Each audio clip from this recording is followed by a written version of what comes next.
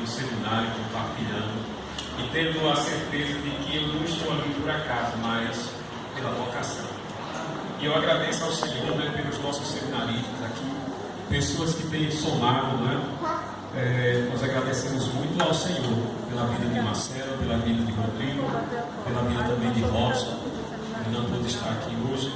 Mas veja só, eu quero deixar um texto que falou muito ao meu coração naqueles dias. Inclusive, esse texto ele foi o texto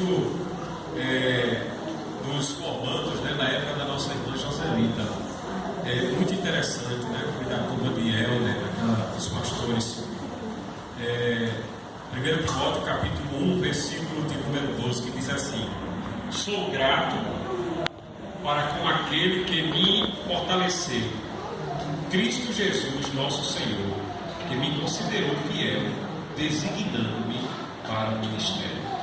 Então que Deus continue abençoando, né, a vida de Marcelo, a vida de Rodrigo, dando direcionamento, né, também Robson, porque com certeza Deus, ele, mesmo que vocaciona, ele também já tem o lugar certo para onde eles estarão. Pode ser aqui, é verdade, ou seja, pode ser, sei lá, na África, pode ser nos Estados Unidos, né? Pode ser na França, não sei. Mas eu me apego muito no texto, e assim como minha palavra, né, aqui referente a esse dia, geralmente no nosso seminário, nós tínhamos assim, sempre no período de 7 de setembro, aquele período ali que antecede, de uma semana, chamada Semana de Vocações. Então, eram muitos jovens que iam, tinham várias palestras, né, porque o objetivo era despertar, né, pessoas ali, despertar a vocação.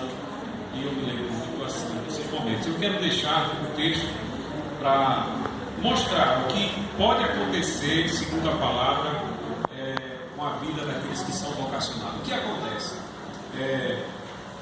João, o Evangelho de João, segundo João, capítulo 3, versículo 8.